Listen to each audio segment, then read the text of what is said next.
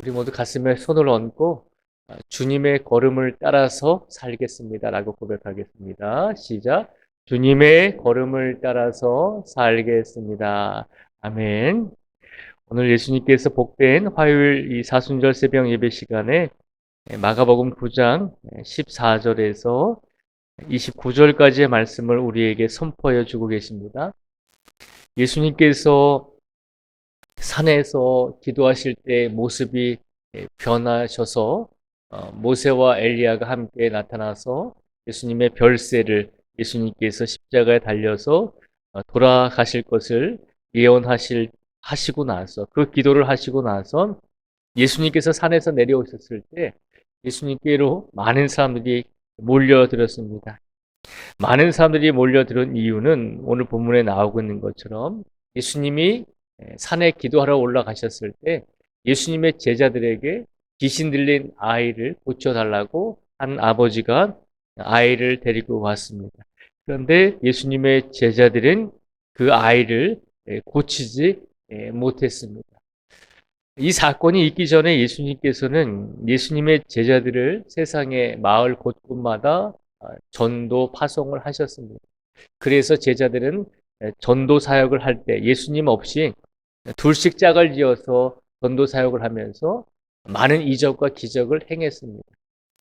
그들이 가서 복음을 전하고 그들이 귀신을 쫓기도 하고 많은 능력을 행했던 경험이 있습니다. 그 경험이 있음에도 불구하고 이상하게도 예수님이 안 계실 때 오늘은 예수님께서 그 자리에 없었을 때 예수님의 제자들은 그들이 경험했던 것처럼 귀신을 쫓으려고 했지만 결국 귀신을 쫓아내지 못하고 혼란스러움에 빠져 있는 상황 속에 있습니다. 이때 예수님께서 내려오셔서 귀신 들린 그 아버지에게 물으셨습니다. 오늘 본문 21절부터 제가 읽어드리겠습니다. 21절부터 오늘 24절까지의 말씀을 제가 읽어드리겠습니다. 예수께서 그 아버지에게 물으시되 언제부터 이렇게 되었느냐 하시니 이르되 어릴 때부터니이다. 귀신이 그를 죽이려고 불과 물에 자주 던졌나이다. 그러나 무엇을 하실 수 있거든 우리를 불쌍히 여기사 도와주옵소서. 예수께서 이르시되 할 수 있거든이 무슨 말이냐? 믿는 자에게는 능히 하지 못할 일이 없느니라 하시니 곧 그 아이의 아버지가 소리를 질러 이르되 내가 믿나이다. 나의 믿음 없는 것을 도와주소서 하더라. 아멘. 귀신 들린 아이를 고침받기 위해서 아이를 데리고 간절한 마음으로 예수님께 나왔습니다. 그 아버지가 예수님께 대답하죠. 예수님께서 무엇인가 하실 수만 있다면 우리를 불쌍히 여겨 주십시오. 이 아버지의 믿음은 100% 예수님을 의지하는 믿음이 아니었잖아요. 예수님이 하실 수만 있거든. 예수님께서 무엇인가 할 수 있거든 내 아이를 고쳐 주셨으면 좋겠습니다. 이 고백은 예수님이 내 아들을 분명히 고쳐 주실 수 있습니다라고 하는 완전한 믿음으로 고백을 하고 있는 것이 아니죠. 반신반의하고 있는 거죠. 50대 50이라고 할까요? 아무튼 예수님이 고쳐주실 수도 있고 못 고쳐주실 수도 있다라고 생각을 했던 것 같습니다. 그랬더니 예수님께서 그 아버지의 고백을 들으시고 예수님께서 뭐라고 말씀하시냐면 할 수 있거든이 무슨 말이냐. 믿는 자에게는 능히 하지 못할 일이 없다라고 말씀하고 있습니다.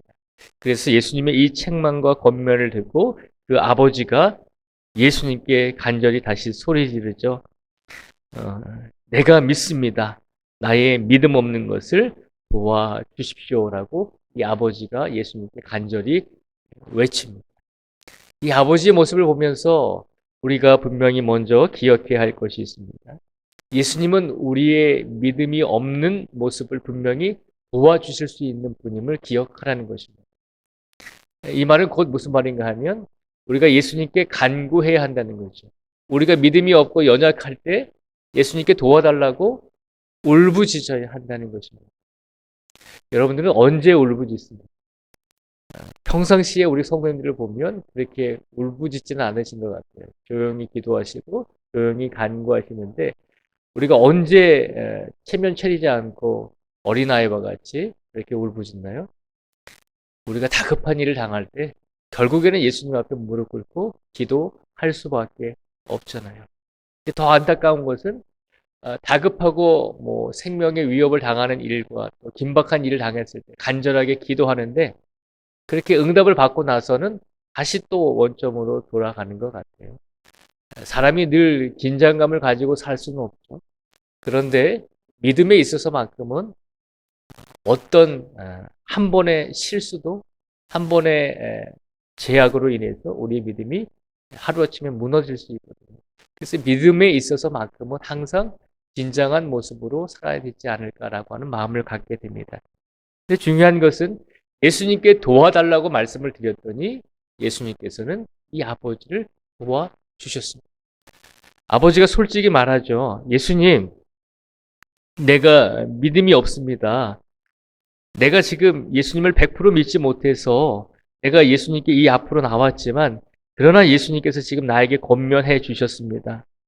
내 믿음 없는 것을 예수님께 고백하니 예수님 간절히 간구하니 나를 좀 도와주십시오라고 솔직하게 예수님께 도와달라고 말씀을 드렸습니다. 예수님은 우리가 도와달라고 할 때 예수님은 외면하지 않는 분임을 우리 모두 기억하기를 간절히 원합니다. 우리 성도님들 삶에 보면 이렇게 누군가에게 의지하지 않고 누군가에게 도와달라고 누군가에게 싫은 소리를 하지 못하는 분들도 참 많이 계세요. 물론 자존심도 있으시고 또 그런 말들을 평생 안 해왔기 때문에 웬만하면 자기의 힘으로 우리의 힘으로 삶을 살아왔기 때문에 우리가 할 수 있는 상황이 되었음에도 불구하고 그것을 하지 못하고 전전긍긍하고 있는 분들도 많이 계시거든요. 오늘 이 시간 우리의 예수님께만큼은 우리가 자존심도 다 내려놓고 우리의 모든 것을 다 내려놓고 우리가 예수님의 도움이 필요할 때는 있는 그대로 나가서 예수님께 울부짖는 성도들이 되기를 간절히 바랍니다.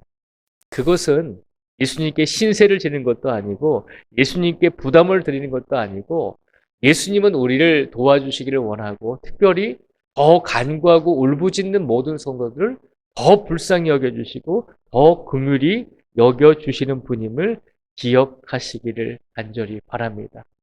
예수님께서 이 자리에 우리를 불러주신 이유가 무엇일까라고 생각을 해보게 됩니다.